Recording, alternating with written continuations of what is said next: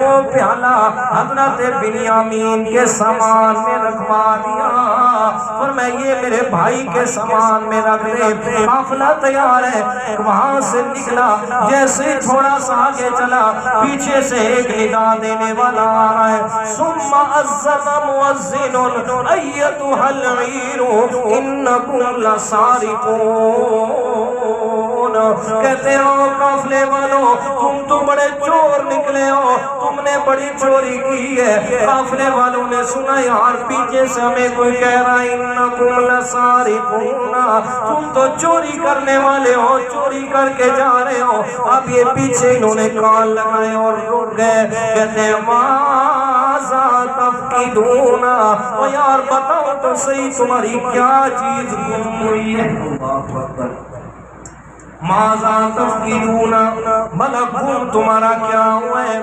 آگے سے کہتے ہیں نفقد سواع الملک، یار وہ بادشاہ کا پیالہ گم ہو گیا ہے۔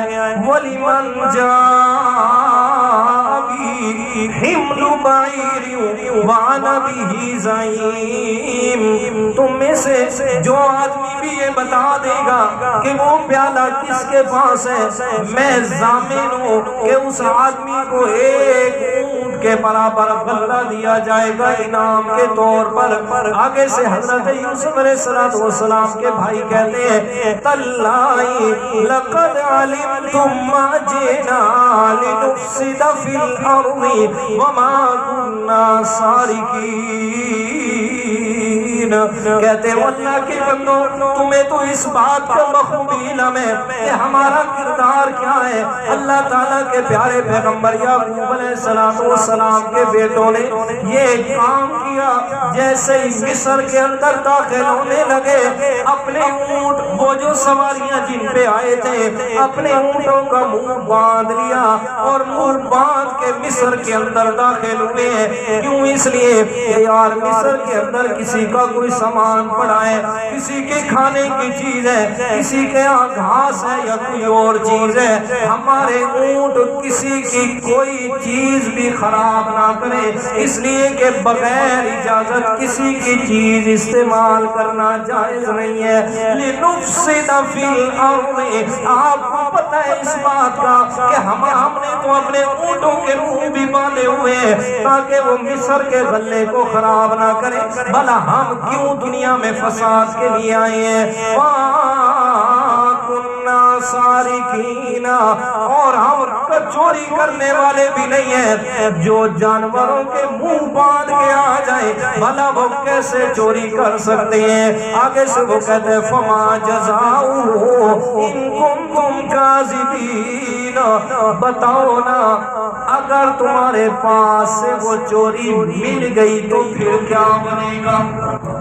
جی یہ حضرت یعقوب علیہ السلام کی سیرت اور یہ ان کے اخلاق اور کردار کا نتیجہ تھا کہ بیٹوں نے جانوروں کے بھی منہ باندھ لیے۔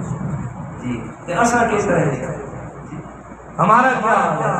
ہم کچھ بھی نہ کر سکے، آتے جاتے کہ یہاں جا رہے ہیں، دیکھتے ادھر ادھر کوئی نہیں دیکھ رہا، یعنی سبزی لگی پئی ہے، کسی کے پھلدار درخت لگے ہوئے کوئی نہیں دیکھ رہا، ایک دو جناب کسی نے مالٹا توڑ لیا، کسی نے سیب توڑ لیا، یہ کہتا تو بن گئی تھا، کہ تو ہی بن گئی تھی، اگر پکانے کی نہ بھی ہو تو ضائع تو ضروری کر کے رکھے۔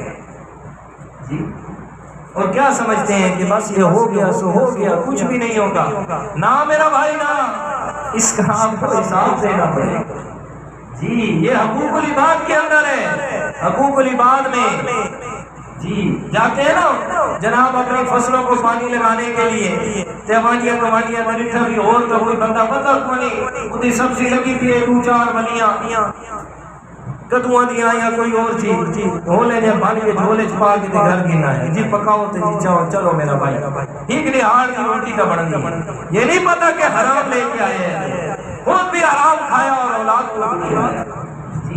لیکن یاد رکھیے گا میرے پیارے، ہر ایک چیز کے اندر شریعت نے حد مقرر کیا، حد مقرر کیا، اس حد تک رہنا تب جا کے نظام چلے گا، اگر اس حد سے آگے بڑھائے نا تو پھر کام بننے والا نہیں ہے۔ اچھے اب وہ ایلچی جو تھا بادشاہ کا، وہ کہتے ہیں بتاؤ قالوا فما جزاؤہ، اگر چوری تمہارے پاس سے مل گئی تو پھر اس کا بدلہ کیا ہوگا؟